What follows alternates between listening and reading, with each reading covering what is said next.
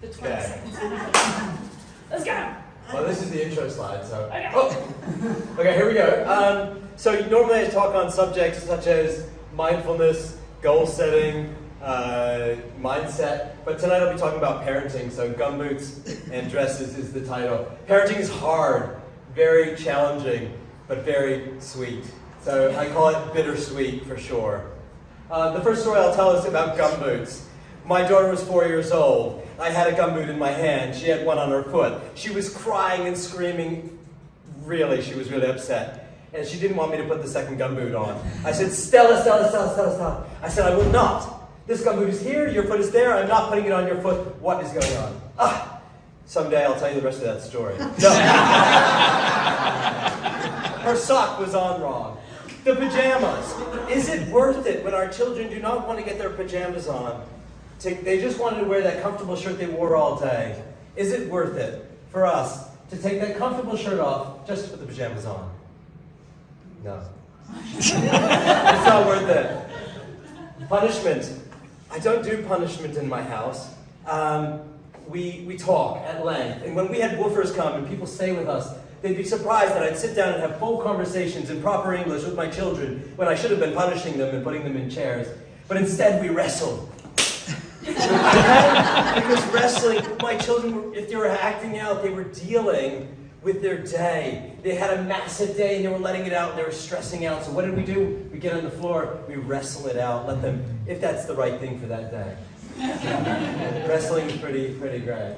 And playful parenting. I mean, I read the book, I'm reading it again now. But when parenting isn't working, and we're about to tell our kids, get in this room, we say, okay, I'm a spy, you're a spy, and we're going to get into this room, and we're going to go in there and make it happen. That's playful parenting, right? And it's fun, and it does work sometimes. Other times it get upset with you. Dancing.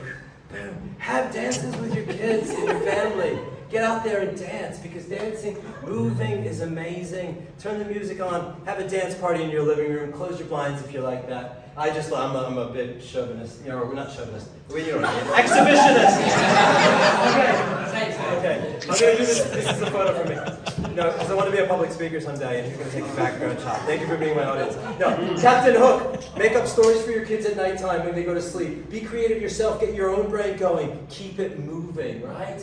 If we want our kids to be healthy and eat good foods, we need to eat good foods ourselves and make sure everything in our cupboard is awesome. It'll make you feel great, your kids feel great, and when they want chicken nuggets, they're not going to have a darn option. Well, if you're a vegan and you're gluten-free. But hey, if you can eat chicken nuggets, go for it. Okay.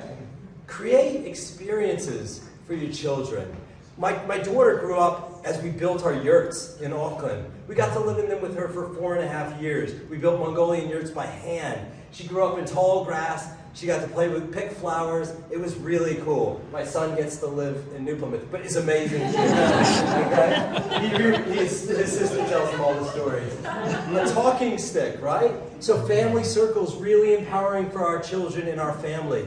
My 4-year-old came up to me the other day and he said, we need a talking circle. We need to have it. Where's the talking stick? His sister pushed him down the slide when he didn't want to go. Empowering.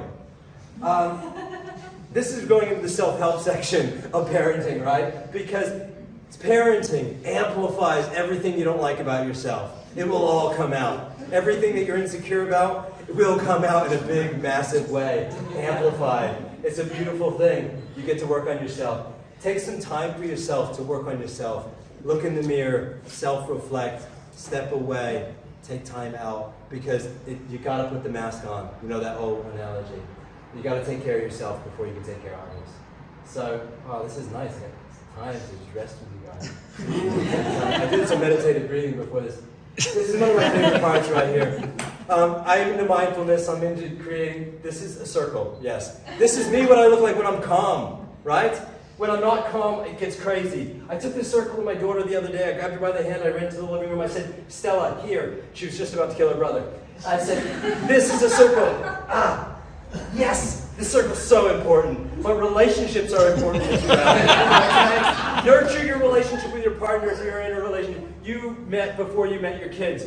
nurture that. Go back to the circle for a second. Gave Stella the circle. Stella, put everything that you feel in that circle. When that circle's up to your calm, she scribbled, she drew. It was amazing. While I'm picking up toys, doing squats, it's really important to squat because it gives you full body flexibility. But I'm going to go back to that little circle again because it's so important. Now, just know there are ways to self-reflect that don't include looking in the mirror. Draw a circle, put your feelings in there, look at it. You don't want to put the cake in the petri dish.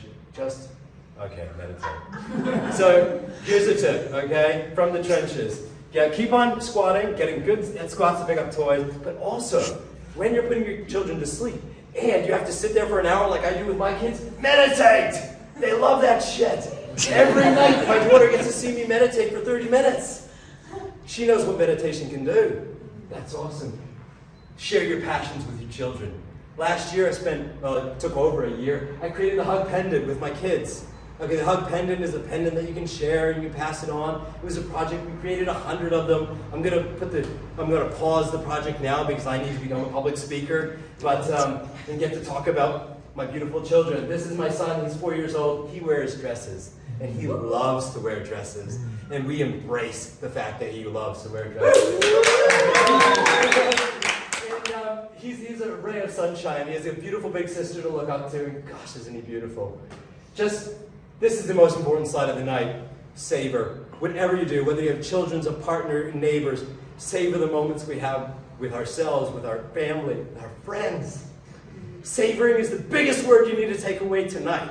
Because if you can savor the parts of your life, you'll have them for a long time. My name's Keith, thanks.